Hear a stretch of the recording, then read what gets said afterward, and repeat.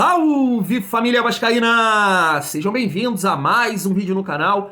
Eu sou o Thiago, você está no canal Vasco em Família. Se não forem inscritos aqui, já dá aquela moral, se inscreve no nosso canal, deixa o like para a gente estar chegando a mais vascaínos. E não esquece de ativar o sininho de notificação para não perder os próximos vídeos e tá sempre por aqui, deixando a sua opinião, o seu comentário, para a gente fazer aquela resenha de vascaíno para vascaíno e repercutir as últimas notícias do nosso Vascão. Vamos falar do clima, que não ficou legal aí, para dois profissionais dentro do Vasco, após a cobrança aí das torcidas organizadas do Vasco. Maurício Barbieri, que deve promover mudanças de novo no time do Vasco. Falar um pouco também sobre reforços, porque na última reunião que teve ali, né, Salgado, os executivos da 777, o Paulo Brax teria pedido aí um número de reforços. Vamos saber de você aqui se é o suficiente. Trazer também a opinião do Edmundo em relação à cobrança das torcidas organizadas. Será que o Edmundo acha que vai surtir efeito em termos de resultado durante a competição?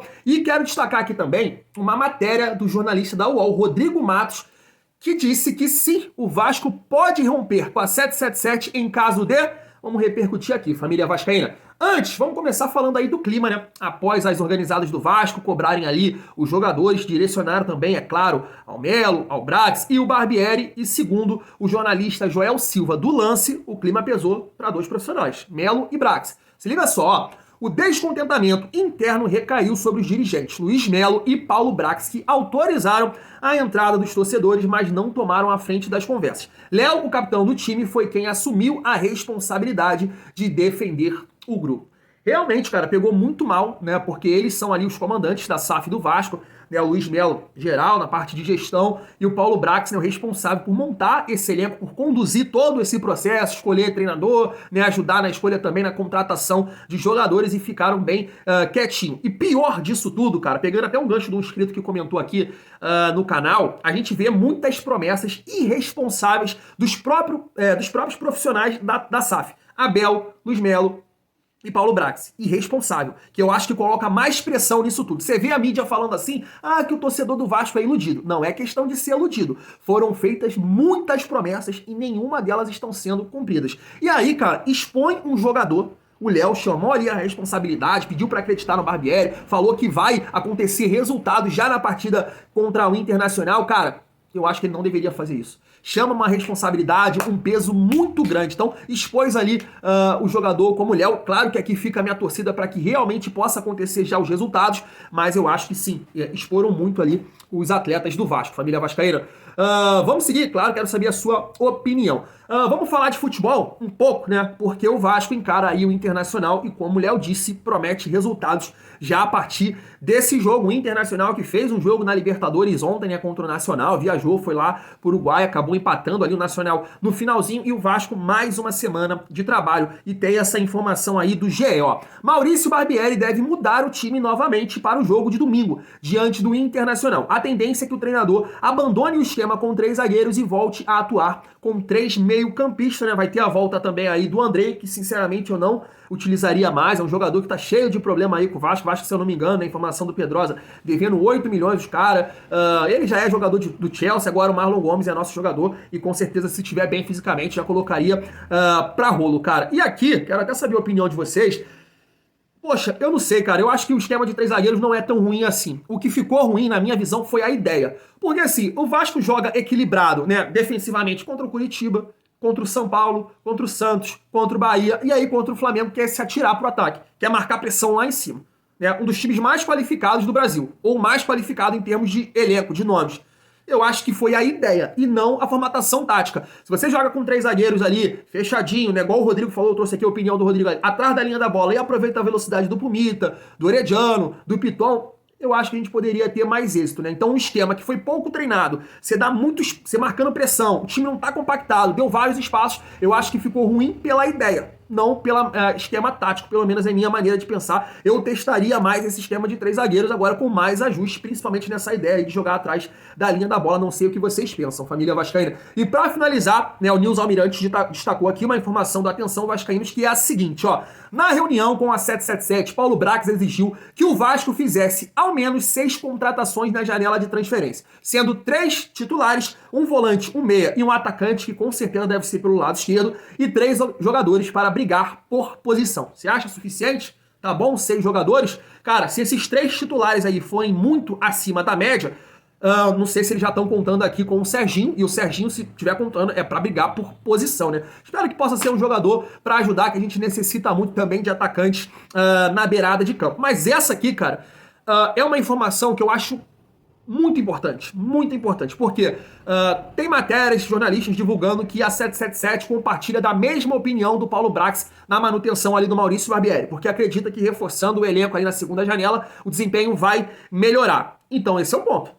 Tem que realmente trazer muito, mas muito bons jogadores para esse time, porque já ficou comprovado que o Maurício Barbieri ele não consegue extrair desse elenco mais nada. Então, se não reforçar da maneira que tem que reforçar, eu não entendo a ideia de manter o Maurício Barbieri. Não sei se vocês concordam comigo, família vascaína. Agora vamos trazer aqui uma opinião de um ídolo, né, que é o Edmundo, que viveu realmente o campo. Ele dá ali um depoimento, né, uma opinião muito interessante pra gente trocar uma ideia aqui em relação a essa cobrança aí das organizadas do Vasco. Ele já passou por isso, conta aqui que lá no Palmeiras ele passou. Mas será que realmente, na prática, vai surtir efeito? Vamos ver aqui o Edmundo.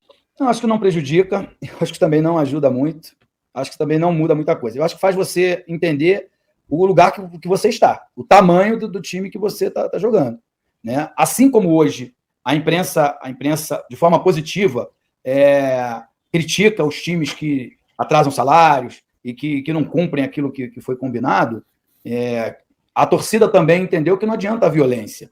A violência só reprime ainda mais. Só que é a torcida quem fica com o prejuízo de um rebaixamento, né? Os jogadores saem, às vezes eles dão sorte e caem para cima, né? Sai de reserva do Náutico, vem para o Vasco, sai de reserva do Curitiba e vem para o Vasco. É verdade.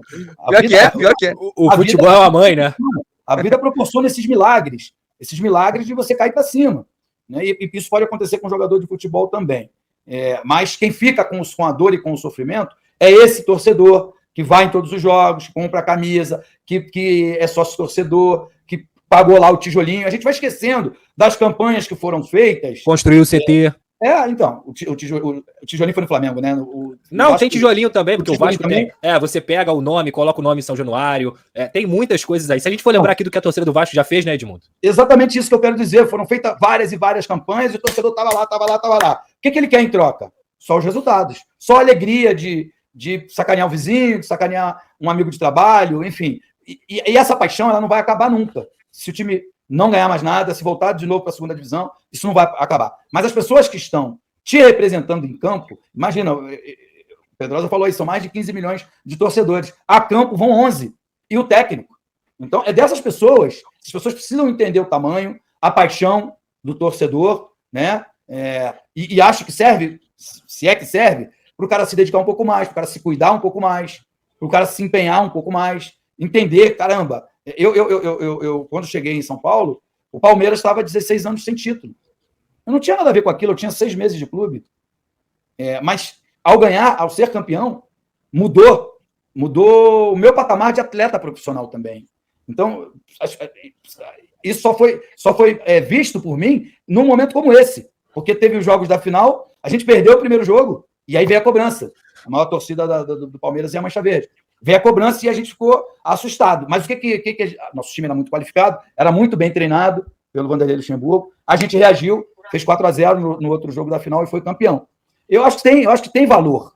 Tem valor principalmente quando é de uma forma pacífica, porque, cara, a agressão não leva ninguém a nada, mas as pessoas precisam entender. Hoje o Vasco... sabe por que a gente está aqui? Porque o Vasco hoje não tem mais o espaço na grande mídia que tinha em outros momentos, né? E abriu esse espaço para que a gente aqui fale e tenha algumas pessoas que possam parar para nos ouvir. Porque antigamente as pessoas assistiam os programas de televisão, os programas de rádio, né, que davam o espaço que o Vasco merecia na ocasião. Então eu acho que tem sempre alguma coisa alguma coisa positiva para você entender onde você está. Porque é muito legal você jogar no Vasco, beijar a camisa, ganhar um salário vultuoso, mas também você tem que dar a lei do retorno. Né? Não estou dizendo que tem que ser campeão todo ano, não. Você tem que ter o retorno. Você tem que trazer alegria para quem paga essa conta que são os salários.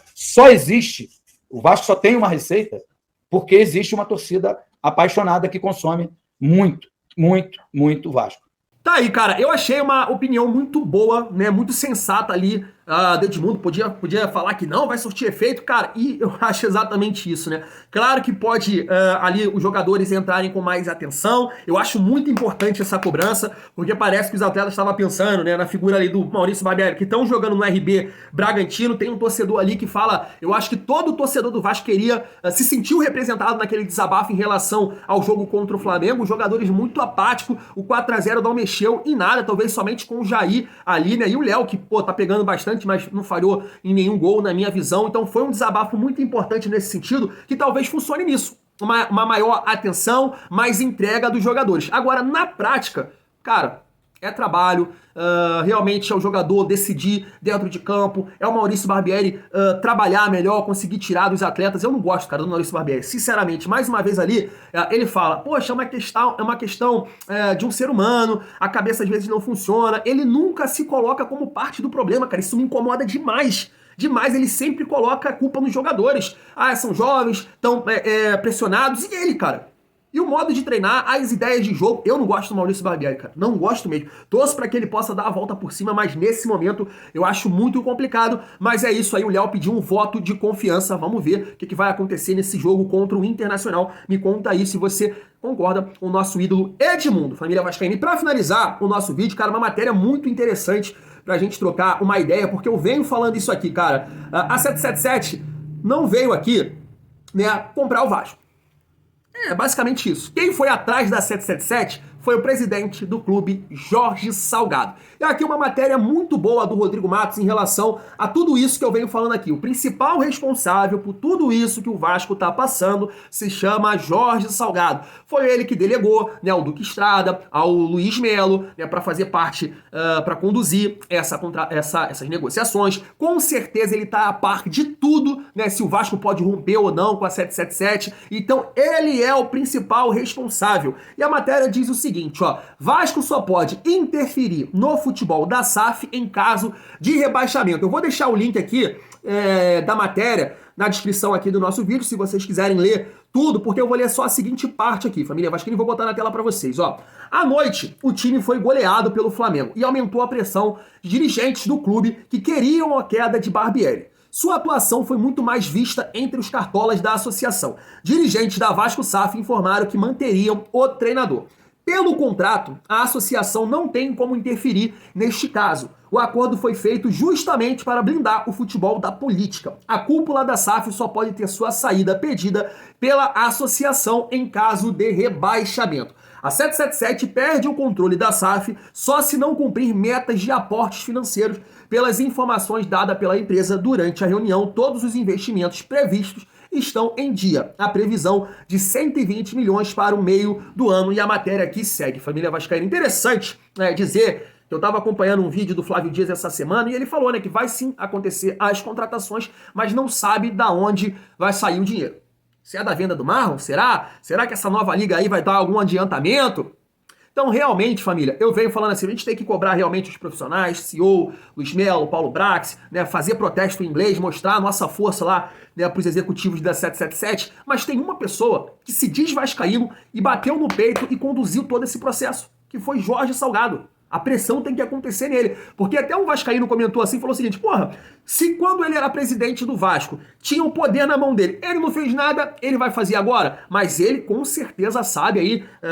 esses contratos, dentro desse contrato que só ele acompanhou, as pessoas que ele delegou, ele pode proteger o Vasco. Agora, para proteger o Vasco, com certeza ele ia se expor bastante perante o meio, perante os vascaínos, e com certeza aí eu não vejo que ele possa fazer isso, porque desde que ele entrou no Vasco, com certeza ficou muito mais uma questão pessoal, tomadas de decisões para ele, do que propriamente em benefício do clube, né, família vascaína? Vou ficando por aqui, me conta aí o que você acha. Tamo junto, muito bom ser Vasco.